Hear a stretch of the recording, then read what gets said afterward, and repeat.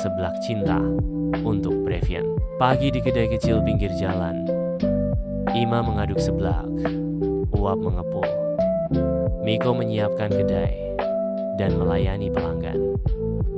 Senyum mereka tampak lelah tapi tulus.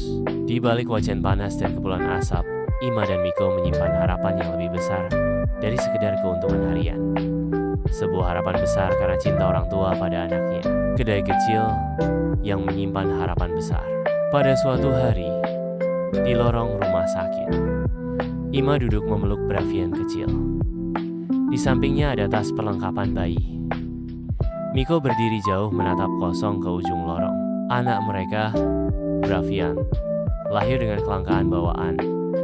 Sejak hari pertama, harus melakukan rangkaian operasi besar. Hidupnya bergantung pada ruang rawat dan harapan operasi. Di ruang konsultasi, Dr. Rio memeriksa kondisi Bravian. Ima dan Miko menunggu dengan cemas dan penuh rasa khawatir. Sore hari, di rumah kontrakannya, Ima menghitung recehan dari kota kecil. Miko menarik napas panjang, melihat ke kalender yang penuh catatan pengeluaran. Mereka membagi waktu antara rumah sakit dan kedai.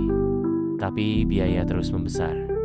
Waktu terasa makin sempit. Ima dan Miko harus berjuang keras untuk Bravian. Kedai kecil itu adalah satu-satunya yang diharapkannya. Sore itu di ruang konsultasi dokter, Ima mengepalkan tangan. Miko menatap kosong. Tak ada suara, hanya suasana tegang. Dokter menyampaikan, operasi Bravian harus segera dilakukan. 2 minggu. Tak bisa ditunda-tunda lagi. Ima dan Miko saling bertatapan. Tidak tahu harus berbuat apa. Pikiran mereka berkecamuk tanpa penyelesaian. Keesokan harinya, Ima dan Miko memutuskan untuk menjual barang-barang mereka. Miko menyeret kulkas keluar kedai. Ima menurunkan etalase. Dapur kedai tampak kosong. Mereka menjual kulkas, alat masak, bahkan etalase satu-satunya.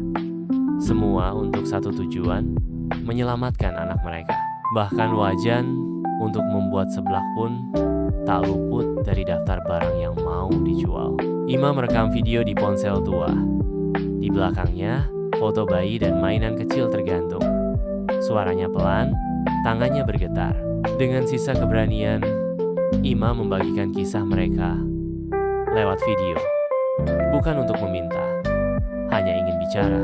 Wajah Ima tampak sedih, namun penuh dengan harapan untuk kesembuhan anaknya. Tak lama kemudian, notifikasi ponsel berdatangan, komentar, simpati, dan bahkan transfer masuk. Ima menutup wajahnya. Miko merangkulnya, tak berkata apa-apa. Ternyata, suara kecil itu sampai. Donasi datang. Dari pelanggan, dari tetangga, dari orang-orang asing yang peduli. Ima dan Miko bersyukur. Pertolongan Allah datang di waktu yang tepat. 2 minggu kemudian, pintu ruang operasi tertutup. Ima dan Miko berdiri diam, saling menggenggam tangan erat.